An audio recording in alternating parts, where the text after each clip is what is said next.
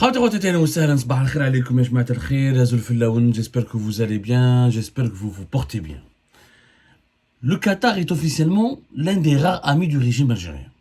L'année depuis 2020, c'est l'un des rares pays qui a de bonnes relations avec le régime algérien, qui a réussi à avoir de bonnes relations avec le régime algérien. Et c'est l'un des rares pays qui ne s'est pas brouillé avec l'Algérie.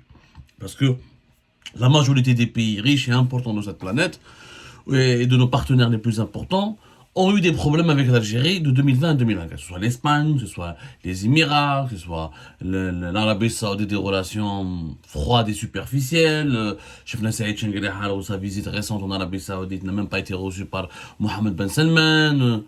C'est l'un des rares pays avec lequel nous avons effectivement, sur le plan formel, des bonnes relations. C'est-à-dire qu'il y a une entente, il y a des bonnes déclarations, il y a des propos amicaux à l'égard de l'Algérie. Ça se passe bien. Sauf que cette amitié ne rapporte absolument rien à l'Algérie.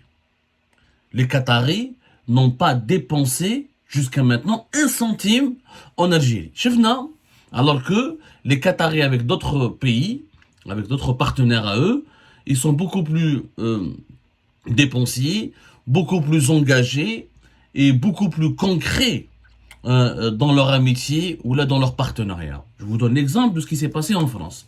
Alors hier, l'émir du Qatar était en visite en France. Il a été un dîner prestigieux, fastueux a été organisé à son honneur hier à l'Élysée. Je parle hier, c'était le 25 février 2024. Le prince du Qatar, Tamim Ben Hamad Al Thani, donc en visite d'État en France, a rencontré Emmanuel Macron, l'ensemble du gouvernement français. Il y a eu des engagements de la part du Qatar pour investir jusqu'à 10 milliards d'euros en France. Le Qatar va investir jusqu'à 10 milliards d'euros en France d'ici 2030. Le Qatar s'est engagé donc à signer des conventions pour financer les jeunes entreprises françaises innovantes. Le Qatar aussi a décidé de faire des investissements en France au niveau de la transition énergétique, dans l'industrie des semi-conducteurs, dans l'industrie aérospatiale, dans l'intelligence artificielle, dans le numérique, dans le domaine de la santé, l'hôtellerie et les industries culturelles créatives. 10 milliards d'euros seront investis au Qatar d'ici 2030. Ça, c'est une amitié. Ça, c'est un partenariat. Ça, c'est un engagement. Entre la période 2022 et 2023, le commerce entre l'Algérie, la France et le Qatar a dépassé la barre de plus de 6,4 milliards d'euros. Donc le Qatar met de l'argent, investit de l'argent. Je rappelle que le Qatar est déjà présent dans pas mal d'entreprises françaises. Quand on regarde des grandes entreprises françaises, le Qatar est actionnaire de Vinci, il est actionnaire d'un groupe médiatique important en France qui s'appelle Lagardère, il est actionnaire, il possède des hôtels, il est actionnaire de Veolia Environnement, il est actionnaire dans le LVMH, le groupe de luxe, il est propriétaire du PSG, il est propriétaire d'un nombre important de certains immeubles prestigieux à Paris. Tu sens la présence économique du Qatar en France. Tu la sens. C'est un pays qui investit. Donc, quand la France a de bonnes relations avec le Qatar, il y a un retour sur investissement.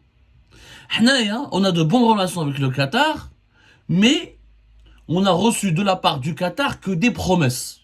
Je rappelle que le Qatar a été le pays le plus visité par Abdelmadjid Tebboune, le président algérien. Il a été une première fois en visite d'État en février 2022. Il a été une deuxième fois en juillet 2023 pour une visite pas une visite d'État, mais une visite de courtoisie, parce qu'il devait aller en Chine. Il s'est arrêté la première fois lors de son premier escale au Qatar. Il est resté 2 jours. Il est parti assister à l'inauguration de la Coupe du Monde en 2001. Le coup d'envoi de la Coupe du Monde, il a été invité par le Qatar en novembre 2022. L'émir du Qatar, il est venu au CIF des Jeux méditerranéens en juin 2022 pour assister à l'inauguration des Jeux méditerranéens d'Oran.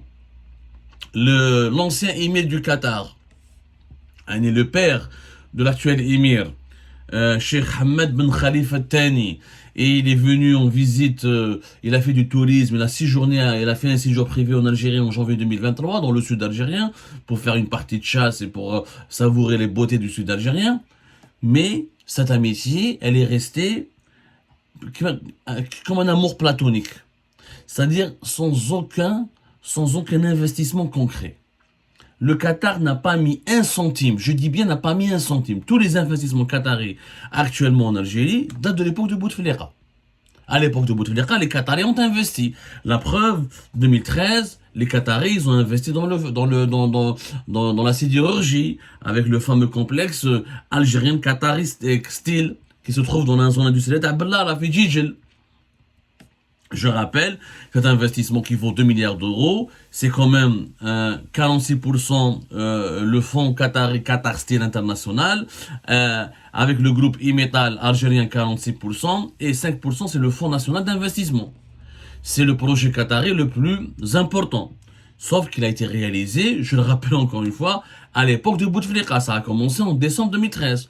Bon, les Qataris, qui l'émir du Qatar, lors de sommet des chefs d'État de la Ligue arabe en novembre 2022, avec Abdelmadjid Tebboune, ils ont lancé un agrandissement de ce complexe, mais c'est juste un agrandissement et un renforcement de ses activités. Mais l'essentiel a été fait, encore une fois, à l'époque de Abdelaziz Bouteflika. L'autre investissement, l'autre groupe économique important qatari présent en Algérie, c'est le groupe Ooredoo, à travers Ooredoo Télécom.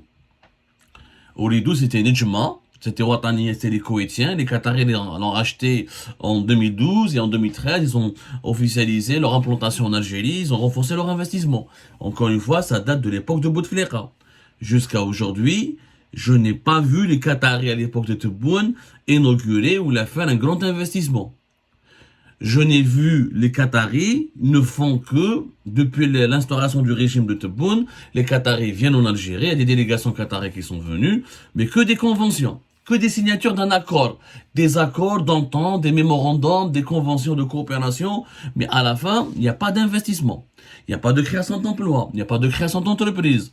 Par exemple, en janvier 2023, il y a une convention cadre qui a été signée entre l'Algérie et le Qatar dans le domaine du tourisme.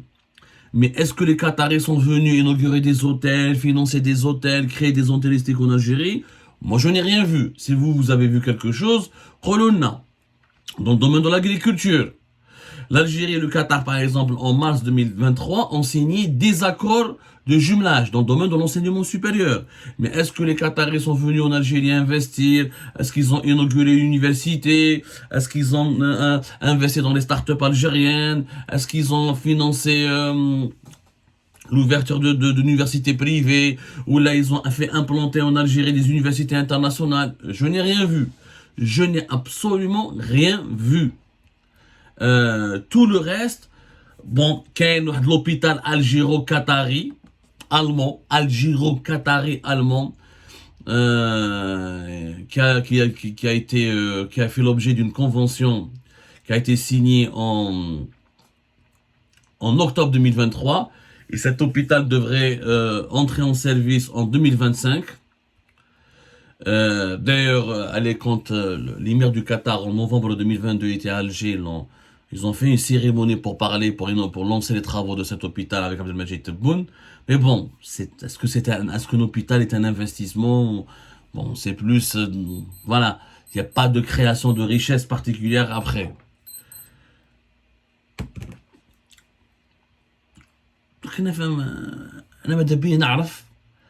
Pourquoi cette amitié, pourquoi nous avons des amis qui ne rapportent rien à notre pays? Pourquoi construire des amitiés théoriques, des amitiés qui ne reposent sur aucun intérêt économique? À quoi ça sert d'être un ami avec le Qatar si le Qatar n'investit pas massivement dans notre pays? J'aimerais bien... c'est bien de faire un hôpital, 30 unités, il y aura 30 unités de soins intensifs, 15 blocs opératoires, 40 cliniques, mais c'est de la santé, c'est bien, bon, c'est bien. Ceci dit, est-ce que l'Algérie a besoin du Qatar pour faire un hôpital? Je ne vois pas l'intérêt.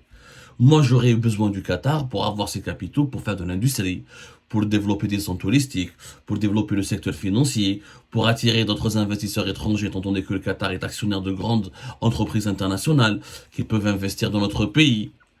Mais se contenter d'un hôpital, moi je ne vois pas l'intérêt. Franchement, je ne vois pas l'intérêt.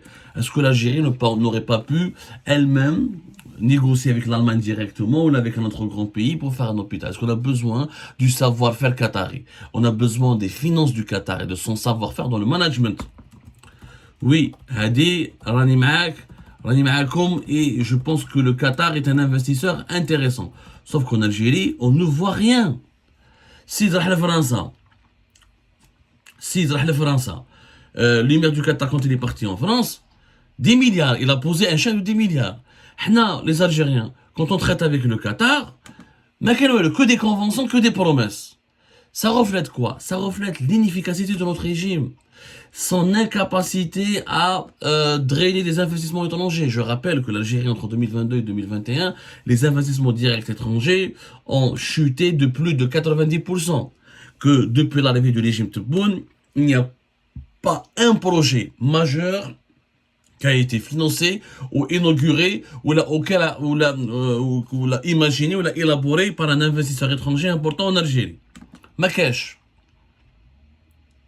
Je fais la différence avec un autre pays comme la France. La France, elle n'est pas l'ami du Qatar gratuitement. Il n'y a pas d'amitié gratuite.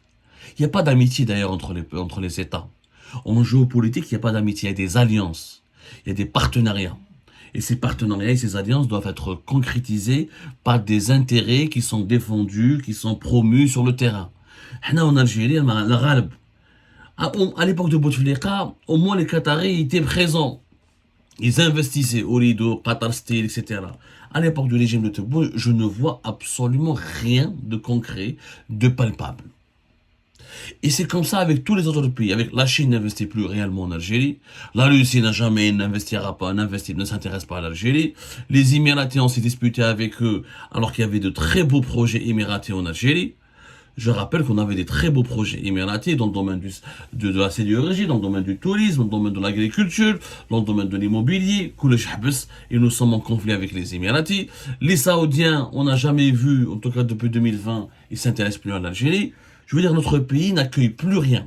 On parle que de terrorisme, de lutte pour la sécurité, de politique politicienne, mais la création d'emplois, la création de richesses, le développement industriel, le développement économique, personne ne s'intéresse à ces thématiques en Algérie. Les entreprises françaises, en dépit du problème qu'il y avait entre la France et le Maroc de 2020 jusqu'à 2023, les entreprises françaises ont continué d'investir au Maroc et très peu en Algérie. Fiat, il n'y a que Fiat et les Italiens qui essaient de faire des projets en Algérie. On n'a pas vu la nouveauté ou l'importance ou l'apport réel de ces projets-là.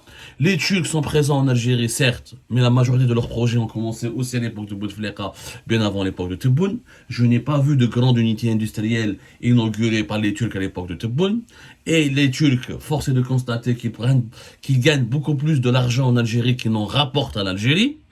Je suis une femme omelette, ils sont présents dans le BTP, les importations, ils exportent vers l'Algérie, mais ils appellent Tonchielli et le groupe, et le complexe industriel de textile Arlisen, il n'y a pas de projet majeur dans l'industrie en Algérie.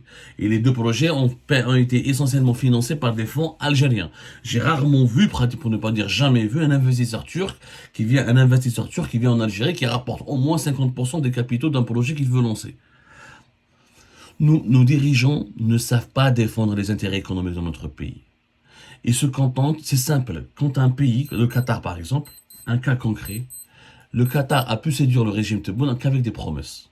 Le Qatar, il a pu, parce qu'on rappelle comme le Qatar est dans une course géopolitique importante dans l'influence dans le monde arabe et africain, il concurrence les Émirats arabes unis et l'Arabie saoudite. Et le Qatar essaie, tous les pays qui ont un problème avec les Émirats ou avec l'Arabie Saoudite, vous trouvez le Qatar à leur côté, ils essayent d'avoir de bonnes relations avec eux, etc., pour gagner leur faveur et pour constituer un front qui lui est favorable et qui est anti-émirati et saoudien, parce que les Émirats et l'Arabie Saoudite, surtout les Émirats, sont le principal concurrent géopolitique du Qatar. Et les deux pays richissimes essaient de se disputer un leadership régional ou mondial dans pas mal, un leadership régional et mondial dans la sphère diplomatique ou dans la sphère économique. Sauf que les Qataris nous ont acheté qu'avec des promesses. Chez nous, on a les promesses. Ils n'ont fait aucun investissement innovant, ni créateur d'emplois ni de richesses. Avec un hôpital et avec un nouvel hôpital avec les Allemands et un agrandissement de leurs anciens investissements Fidjidjel, ils ont gagné les faveurs de l'Algérie. La France, Regardez la différence avec les Français. Les Français, quand le Qatar se rapproche de la France, ben le Qatar est obligé de mettre sur la table au moins 10 milliards d'euros, parce que sinon la France va se tourner vers les Émirats et l'Arabie Saoudite.